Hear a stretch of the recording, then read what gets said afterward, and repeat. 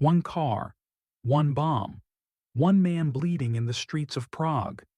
This was not just an assassination, it was a decision that triggered terror, revenge, and mass murder. One man died. Thousands paid the price. This is the assassination that changed World War II. In 1942, Nazi Germany ruled Europe through terror. At the center of that terror stood one man, feared even by his own allies. When resistance fighters struck him down, they knew what would follow. But no one imagined how brutal the response would be. This is the story of a single attack that reshaped the war, burned entire villages, and forced the world to ask a question it still debates today. Was it worth it? Reinhard Heydrich was not just another Nazi official, he was one of the most powerful and feared men in the Third Reich. As head of the SS security apparatus and one of the architects of the Holocaust, Heydrich ruled through intelligence, surveillance, and terror. In 1941, Adolf Hitler sent him to Prague as Reich Protector of Bohemia and Moravia. His mission was simple: crush resistance. Heydrich ruled with ruthless efficiency. Arrests, executions, deportations. Factories worked at full capacity for the German war machine. Public dissent vanished almost overnight. The Nazis called him the man with the iron heart. The resistance called him the Butcher of Prague. To London, he became a symbol. And symbols can be targeted. The Czechoslovak government in exile faced a dilemma. If they did nothing, their country would be remembered as obedient. If they acted, they risked catastrophic retaliation. But Heydrich was too dangerous to ignore. British intelligence and Czech resistance leaders approved a daring mission: Operation Anthropoid. 2 young men were chosen.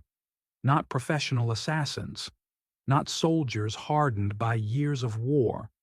Just men willing to die if necessary. They were sent home with one objective: kill Reinhard Heydrich. On the morning of May 27, 1942, Heydrich did something reckless. He rode through Prague in an open car. No escort, no armored protection. He believed fear alone kept him safe. As his car slowed on a sharp curve, the attackers struck. One weapon jammed. For a split second, the mission almost failed. Then a grenade exploded beside the car. Heydrich was wounded, not instantly killed. Shrapnel tore into his body. The attackers fled. Civilians scattered. The streets fell silent. The most powerful Nazi in occupied Europe lay bleeding. At first, Heydrich seemed likely to survive. Doctors treated his wounds. Hitler raged but waited. Then infection set in. On June 4, 1942, Reinhard Heydrich died. That moment sealed the fate of thousands. Hitler's response was immediate and merciless. He demanded blood, not justice, but fear. The order was clear: make an example the world will never forget. Nazi forces flooded Prague and the countryside. Mass arrests followed. Public executions resumed. But that was not enough. Hitler wanted symbols erased. The village of Lidice was accused, falsely, of aiding the attackers. The punishment was total. All men were executed. Women sent to concentration camps. Children separated. Many murdered. The village was burned, bulldozed, and wiped from the map. Soon after, Leżáky followed. These were not military targets. They were messages. Meanwhile, the assassins were still alive.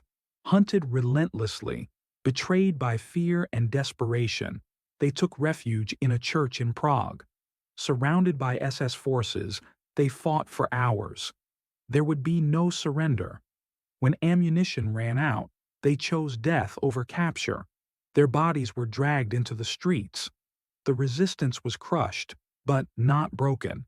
Across Europe, reactions were divided. Some praised the courage. Others questioned the cost. Had the assassination saved lives or doomed more? The truth is complex. Heydrich was irreplaceable. His death weakened Nazi control and shocked the regime. It showed that even the most feared men were vulnerable. But the reprisals were real. The dead were innocent.